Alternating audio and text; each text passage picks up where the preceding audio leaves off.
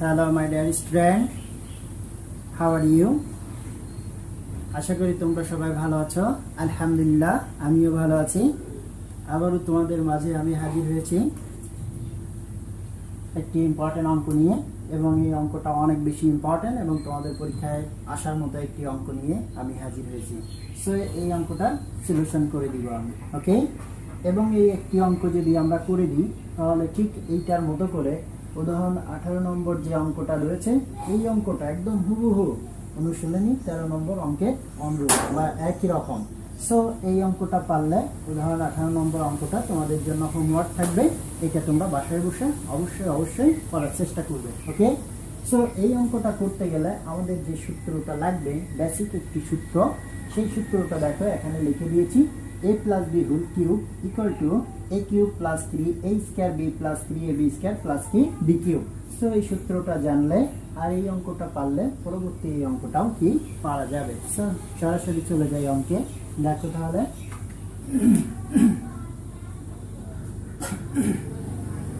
ফার্স্টেই আমরা তুলে নিব লেফট সাইড। তাহলে এটা হচ্ছে x cube plus y cube plus এখানে হচ্ছে কি z cube, this equal to 3 into p cube plus q cube. Sorry, আমরা শুধু লেফট সাইড তো তুলে নিব, রাইট সাইড আমাদের প্রয়োজন নাই। তাহলে এইখানটায় একটা কথা তোমরা লিখে নিবে, দেয়া আছে কথা বলে। সো এই অঙ্কটা একটু তুলে নিলে আমি উপরে ওই কথাটুকু বলে দিতে পারি। তাহলে অঙ্কটা একটু দেখে নাও, ওকে। তাহলে আমি মুছে দিই। যে অংশটা দেয়া আছে এর উপরে শুধুমাত্র সলিউশন করার জন্য আমি বলবো দেয়া আছে, ওকে। দেয়া আছে এই অংশ। এখন left side. So left side সমান, আমি এখন x এর মানটা এখানে বসাবো p প্লাস কিউ, তাহলে এটা কিউব হচ্ছে, প্লাস y এর মান দেয়া আছে কি p plus q omega cube. তো ওমেগা কিউব এ কি আবার কিউব করে দিলাম, এর পরিবর্তে আমাদের দেয়া আছে কি p plus omega square cube, এটার পাওয়ারও আমি কিউব করে দিলাম, ওকে। সো এখন আসো এই প্রথমটাকে দ্বিতীয়টাকে যদি b মনে করি তাহলে দেখো যে এই সূত্রের মতো হয়েছে কিনা। সো এখান থেকে এটা আমরা ক্যালকুলেশন করার চেষ্টা করি।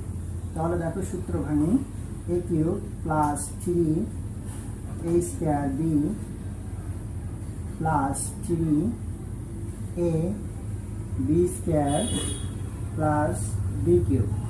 এখন আমাদের এখানে p আর কিউব আছে, সো p কিউব b আমরা লিখব, কিন্তু আমাদের সূত্রটা পড়তে হবে a plus b whole cube. So a square plus a cube plus 3a square b plus 3ab square plus b cube, okay. So দেখো প্লাস এইটাকে যদি এইটাকে b মনে করি, একইভাবে আমরা সূত্র লিখে দিই, p cube plus 3p square omega cube plus 3p omega square q square plus omega cube q cube, okay. পরে দেখো এই অংশটা করলে কি হচ্ছে, p এর cube plus 3p square omega square cube plus 3p omega to the power 4 cube এর square plus এখানে কি এটা কিউব করলে omega to the power 6 cube এর হচ্ছে কিউব, ওকে। সো আমরা a প্লাস b হোল স্কয়ারের সূত্র, a প্লাস b হোল কিউবের সূত্র তিনটা অংশ ভেঙেছি। সো এই পর্যন্ত হলো। এখন উপর থেকে একটু মুছে দিই।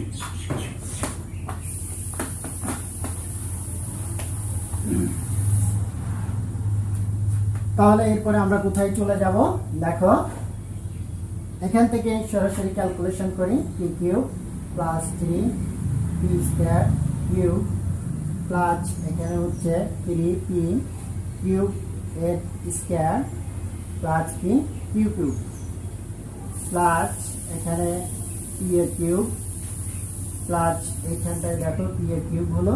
এরপরে আমরা কি পাই, 3p স্কয়ার কিউব, এখানে হচ্ছে ওমেগা ওমেগা। এরপরে দেখো যে এখানে আমরা কি পাচ্ছি, 3 3 P U square omega square. এরপর দেখো কিউ ওমেগা কিউব মানে কি এর মান 1, তাহলে শুধুমাত্র এখানে পাচ্ছি কি কিউবের কিউব প্লাস এইখানটা কি পাচ্ছি পি এর কিউব, এখানে পাচ্ছি plus 3 P square q omega square, এখানে পাচ্ছি প্লাস 3 পি কিউ স্কয়ার আর ওমেগা টু দি পাওয়ার 4 মানে কি omega plus omega to the power 6 মানে 1, তাহলে 1 এর সাথে কিউ এর কিউব যদি গুণ করি তাহলে কিউ কিউব। ওকে, সো এরপরে আমরা যেটা পাই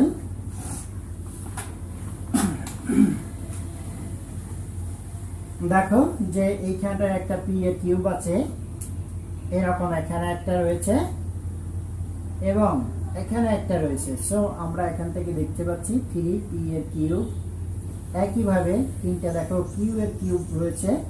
সো এখানে লিখব 3 কিউ এর কিউব প্লাস এর মধ্যে থেকে যদি আমরা 3 পি স্কয়ার কিউব এটা কমন নিই তাহলে 1 প্লাস ওমেগা স্কয়ার হচ্ছে প্লাস 3 পি যদি কিউবের স্কয়ার নেই তাহলে এখানে 1 প্লাস ওমেগা স্কয়ার হয়। ওকে, সো এখন দেখো 3 পি এর কিউব প্লাস 3 পি এর কিউব হচ্ছে আর এখানটায় 3 পি স্কয়ার কিউব আর আমরা জানি এটার মান কত 0, তাহলে প্লাস এটা 3 পি কিউব এর স্কয়ার এটার মান কি 0।